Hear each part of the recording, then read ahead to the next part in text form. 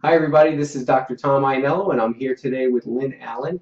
Lynn has been a patient in our office for now about 13 years, right? Mm-hmm.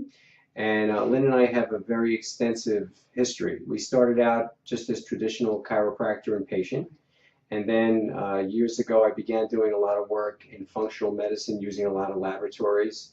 So we do laboratory diagnosis, finding some difficult to diagnose issues based on laboratory. We did find a lot of things that I helped Lynn with. I remember we found some digestive issues through laboratory that we were able to help her with. We also helped her with her female hormones back then. We also did adrenal work back then, everything based on laboratory diagnosis, which I think was good. I mean, we got good results, and we did find a lot of things, and Lynn was very happy to learn how to balance her hormones naturally, how to restore her adrenals, and how to treat underlying infection with nutritionals and if necessary, medical physicians back home. But we definitely helped her. So a number of years ago, about 3 years ago, I introduced nutrition response testing into the practice, and Lynn instantly wanted to find out what it was about because she's that type of person. You know, if there's something new she can learn and apply, she wanted to apply it. So she jumped right in about 3 years ago and began using nutrition response testing to improve the quality of her health. So what was interesting is when we did our initial evaluation, we were treating the priority that had to be treated in her body based on examination. So in nutrition response testing, you work on the body, and then the body may take you to an organ system that prioritizes. And at the time, we were working on different areas of priority. But I do remember, I don't think the female system was a priority. It was just one of the other areas that we were treating with nutrition. So interestingly enough, Lynn, over the next number of months, begins to go to her gynecologist for certain workup. And I think the first thing that she found, she had gone in for examination to follow up with some cysts that she had a history of in her uterine area and breast area, right? Correct. And then tell us a little bit about what happened as you started going back to your doctor to be reevaluated. Well, I've been following up on these cysts to make sure that it didn't grow and multiply, and they actually had multiplied. And they were up to a 3 millimeter size, which is hefty. Okay.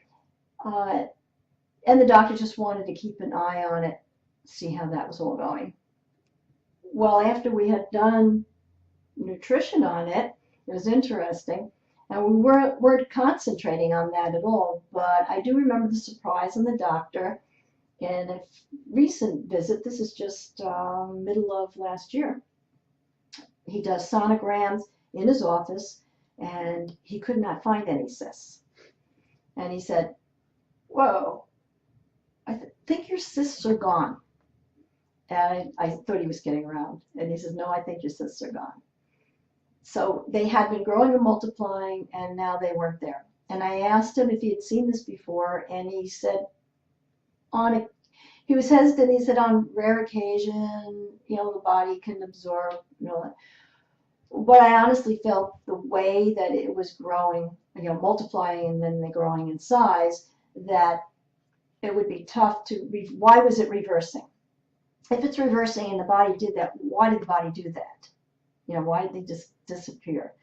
So that was the question. I came back to Dr. Ianello and told him. We were very excited about it. Yeah, it was a big deal for me. Yeah, and I don't take anything else. I don't take any supplements and vitamins, nothing. I'm only doing the nutrition by standard process. Mm-hmm. And I'm a believer in putting nutrition into your body to build your body up better than it had been. There's so many toxins that we live with that we don't even know is in the air and the ground, the things that we use. Sure. And there was a point, I think, where we had found formaldehyde, you were saying in the past. Found formaldehyde. And then when I decided I was going to, what on earth am I using or doing that has formaldehyde? And what I did is I found it in hairspray and my nail polish. Interesting. And since then, well, I had stopped. I found a place that manufactures nail polish without formaldehyde, and I don't use aerosol hairsprays anymore, just like plain herbal perhaps for body. Mm-hmm. And that toxic level is gone. Formaldehyde's gone. It's gone. We've gotten My rid of that. nutritional That's right. Yeah. testing on it. understand that we can actually quantify the presence of chemicals and toxins, and then actually quantify the concentration of it coming out of the body. So I could show Lynn week after week, this is where it was, and now the concentration is lower and lower, and that's nice because she can say, wow, I'm getting closer. And it can actually show Lynn that she's actually taking those toxins out. So she'd always say, don't forget to check my levels, doc. How am I doing today? So we got everything quantified, and that's exciting. So now getting back to her female health, most recently, I think a number of months ago, Lynn had gone back into her gynecologist for another evaluation. And I think they were doing bone density testing this time. Right. So why don't you tell them about what happened with that? That's a common annual test a doctor does, bone density testing. This is the little more detailed. It's not just the ankle, where sometimes they'll just take a look at the ankle and decide how your mass is. This is a actual workup through your whole body. And they do your hips, and they do your legs, and do your shoulders and that type of thing. Well, the nurse technician who was doing this thought she had a problem with the computer. She didn't tell me what it was. Changed computers, ran all of the testing again, and she says, well, I'm going to put this in as normal, but I've not seen anything like this before because I have your other records right here from last year. And I'm thinking the worst, of course. I'm thinking, oh my gosh, I'm going to get a fracture. And she said, no. She said, your bone density has increased. You have more mass of bone. She says, your bones are like 20, 30-year-old. And I'm going, really? So after I heard that, then I went back to my gym, started working out, lifting weights, right? It felt very good. So. And you've been using supplements that are bone builders. Yeah. She had been using specific supplements that she tested for, that her body asked for, to work on restoring bone. And sure enough, here we are, quantitatively through laboratory evaluation, nice double-blind standard where it's actually done in a controlled environment, and you're looking at before and after. Here she is now not only preserving her bone mass, but increasing her bone mass.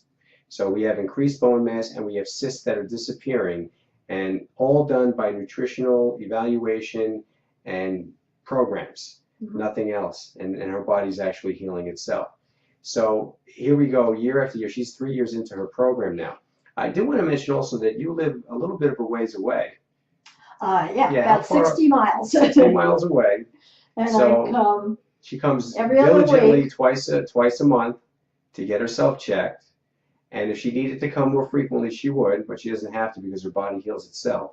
Right. So this is a great example of really changing the life of a person who's willing to do the work. She'll watch her diet. In fact, she'll pull the sugar out. We work diligently to find non-sugar products. See, she's good. She's learning, and she gets continually better as she continues to do what's right. So just as the last thing I want you to share with the people that are watching this is, why don't you tell everybody how old you are? Okay. I am 64 in July. 64 years old. I work out in the gym 3 times a week. 64 years old. Right. And my husband's 48. And I must need I say more? I mean, I'm not even going to touch that. That's just too good to touch. But 64 with a 48-year-old husband, kind of like a little different than what we're used to hearing, huh, guys? Yeah, very interesting. All right, so Lynne's a great success story. We're very proud to have her as a patient. She's an awesome patient, and she's a great example of how terrific we could feel and be when we do the right things. I want to thank her for stopping in today to talk with us. All right, and we look forward to more great things coming from Lynne. And please share this information with your friends. We'll talk to you later. Take care. Bye-bye.